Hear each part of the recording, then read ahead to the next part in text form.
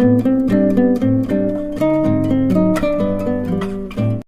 ஷீலு கிச்சன்லேருந்து கத்திரிக்காய் முருங்கைக்காய் போட்டு புளிக்குழம்பு வச்சு காமிக்க போகிறேன். வாங்க எப்படி செய்யலான்னு பார்க்கலாம். கத்திரிக்காய் எடுத்து வச்சுருக்கேன். இந்த மாதிரி 4 கீறி வச்சுருக்கேன். ஒரு 6-7 கத்திரிக்காய் எடுத்து வச்சுருக்கேன். நான் சின்ன வெங்காயம் ஒரு 20 சின்ன வெங்காயம் எடுத்து வச்சுருக்கேன். ஒரு 4 பெரிய பல் பூண்டு நல்லா நடித்து வச்சுருக்கேன். ஒரே ஒரு தக்காளி பழம் நறுக்கி வச்சுருக்கேன். ஒரு முருங்கைக்காய், 2 கொத்து கருவேப்பிலை தாளிக்கிறதுக்கு, எலுமிச்சம்பழம் சைஸுக்கு நான் புளி கரைச்சி எடுத்து வச்சுருக்கேன். குழம்புக்கு தக்கன அவங்கவுங்களுக்கு தேவையான அளவு நீங்கள் புளி எடுத்துக்கரலாம். அதேமாரி தேங்காய் ஒரு சின்ன சில்லு தான் எடுத்து அந்த கருப்பெல்லாம் எடுத்துட்டு ஒயிட்டாக நல்லா நறுக்கி வச்சுருக்கேன்.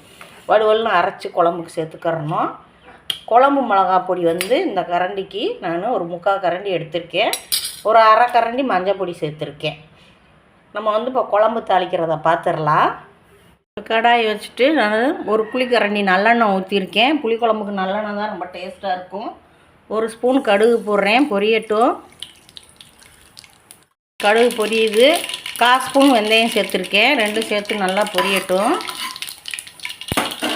நம்ம இதில் வெள்ளைப்பூடை சேர்த்துருவோம். 4 சின்ன வெங்காயத்தை போட்டுருவோம். சின்ன வெங்காயம் தான் டேஸ்ட்டாக இருக்கும்.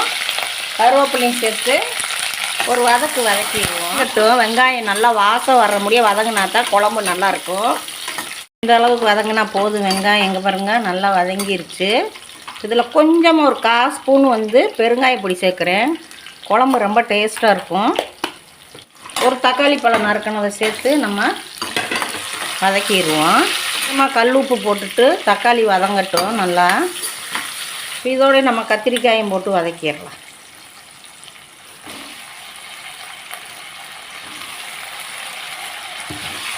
நல்லா ஒரு வதக்கி விட்டுருவோம். கத்திரிக்காய் நல்லா பெரிய காயினால் இப்படி கீறி இருக்கேன். நடுவில் கீறினா உப்பு மிளகாலாம் நல்லா பிடிக்கும். அதனால் கீறி போட்டிருக்கேன் லேசாக. முருங்கைக்காய் கொஞ்சம் நேரம் வதங்கட்டும். காயெல்லாம் எடுத்து வச்ச புளியில் இந்த குழம்பு மிளகா பொடி மஞ்சள் பொடியும் சேர்த்து விட்டுருவோம். சேர்த்துட்டு நல்லா கைனால் கரைச்சி இந்த புளி தண்ணியை ஊற்றிடலாம்.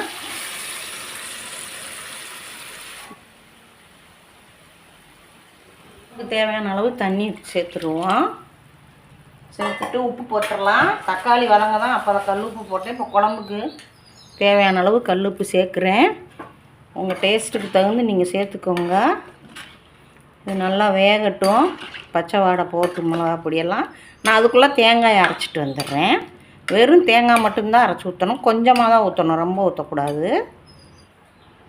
காய் வேகட்டும். நல்லா ஓப்பன் பண்ணி பார்த்துருவோம். நல்லா குழம்பு கொதிச்சுக்கிட்டு இருக்கு. கிண்டி விட்டுறலாம்.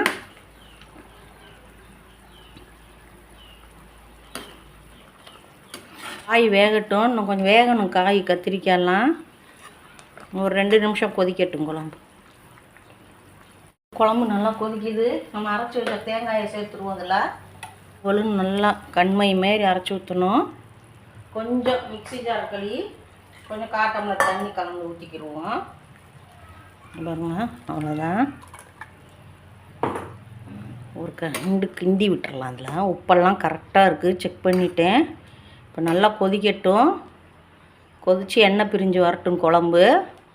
நம்ம குழம்பு ஓப்பன் பண்ணி பார்த்துருவோம். நல்லா கொதிச்சுக்கிட்டு இருக்கு. 2 பச்சை மிளகா வாசத்துக்கு போடுறேன் முழுசாக. காம்புக்கிட்ட மட்டும் லேசாக நசுக்கிட்டு போட்டிருக்கேன். இன்னும் கொஞ்சம் நல்லா எண்ணெய் பிரிஞ்சு வரட்டும் குழம்பு. ஒரு 5 நிமிஷம் மட்டும் கொதிக்கட்டும். குழம்பு ஓப்பன் பண்ணி பார்த்துடலாம். பாருங்கள், குழம்பு நல்லா எண்ணெய் பிரிஞ்சு புளிக்குழம்பு சூப்பராக வந்துருச்சு. புளிக்குழம்பு நல்லா ரெடி ஆயிடுச்சு. எண்ணெயெல்லாம் பிரிஞ்சுங்க பாருங்க. சூப்பரான புளிக்குழம்பு. அடுப்பு ஆஃப் பண்ணிடுவோம். முருங்கைக்காலாம் நல்லா வெந்துருச்சு. ஷீலு கிச்சன்லேருந்து கத்திரிக்காய் முருங்கைக்காய் போட்டு புளிக்குழம்பு வச்சு காமிச்சிருக்கேன். இதேமாதிரி நீங்களும் செஞ்சு பாருங்கள்.